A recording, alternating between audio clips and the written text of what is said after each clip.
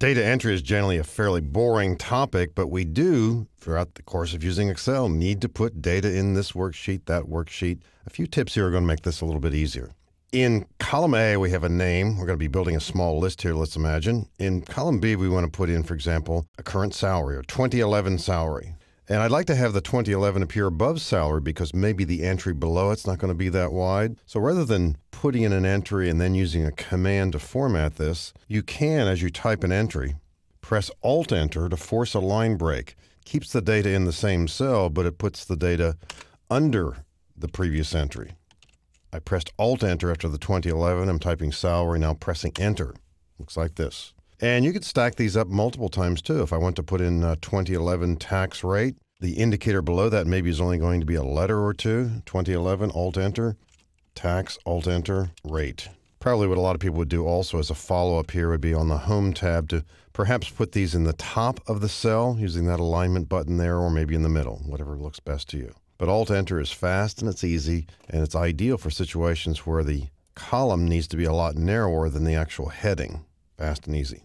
There's also a feature in Excel called autocomplete. It's been around for a long time. Suppose some of the names here, maybe it's a slightly different setting. The names might be recurring. So I'm going to put in Smith right here and Anderson. And I'm about to put in Smith again. I'll just type the S, and sure enough, this pops up. This feature is referred to as autocomplete. It only works with text. It only works in columns. It's quite handy though. If I'm about to type Sanders, well, of course, I don't want to type Smith. I'll type A and then N-D-E-R-S. Now what happens when I type the letter S? It doesn't prompt me with anything until I put in the most significant character, in this case, the second one. If I put in A, it's going to prompt me with Sanders and so on. If you do have a situation where names start to repeat or words or text repeat, you can get to this two other ways. If you reach that stage where you rarely will have any new entries, you can do one of two things. Right-click and pick from drop-down list. That's automatically generated. You'll have your list in here. It will be alphabetized. Do that. Another way, from the keyboard, Alt-down arrow. That activates the list. Then use your arrow keys, come to the one you want, press Enter, and so on. And as you add names to the list, this list will grow. And here and there, you're going to say, well, it's gotten too big. So it might. As soon as you reach 8 here, you will see a scroll bar as well.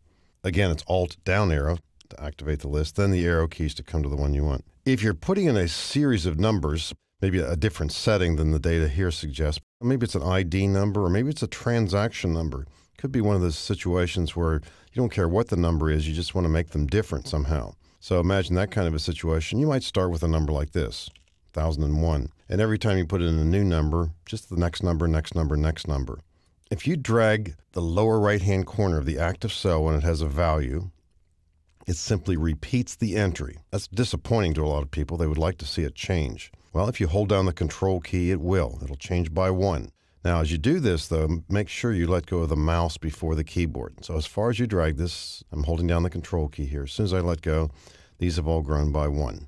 If you're trying to create a series with a particular interval, there's no reason to write formulas. If you wanted to, for example, to put in 5, 10, 15, whatever, that sort of thing, put in 2 of the entries, highlight both of them, and then drag from the corner to get your series. So whatever that interval happens to be, this will happen over and over and over again. In a different setting here too, if we happen to be using this way, if we highlight the 2 and drag upward, it goes backward in time. You can create these series in a row too. If you drag rightward, just as you would downward, the series will grow. If you drag upward or leftward, it goes in reverse order. And I think most of the time we're talking about dragging down a column, but it works in all 4 directions. Just be sensitive as to the way it moves.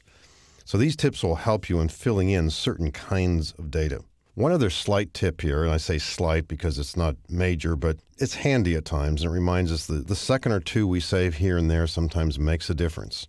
In this worksheet, imagine that we're about to create a formula here for new salary. Maybe it's based on this percent, or maybe it's just a simple formula based on this. Looking ahead, we would want to be copying the formula down this column. So what if I were to write a formula here? Equal this current salary times this rate. I'm going to press F4 to make it an absolute address because we want to be able to copy it down the column, and then simply add on the original salary. Now, what happens when I press Enter? The active cell moves down. That's the default setting in Excel. Let me go back up here and imagine I'm still typing this. If I know that I'm about to copy this down the column, because I don't want to have to reposition this, I'm going to press Control-Enter instead. The active cell doesn't move. It stays in place. Then I can either drag or double-click, depending upon which shortcut I know. Double-clicking is going to be best here. But I don't have to reposition the active cell. And anytime you're about to copy a formula as you're writing it, and you can sense it ahead of time, just press Control-Enter.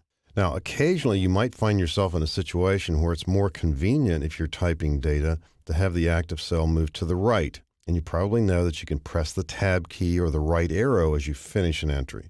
But if you want it to be a little more mechanical, let's say, or automatic, you can, and probably temporarily, click the File tab, go to Options, and then choose the Advanced category over on the left side here. And the very first choice says, after pressing Enter, move selection. Probably this says down, and you probably want to leave it that way. But if you don't want the active cell to move anywhere as you press Enter, you might uncheck this.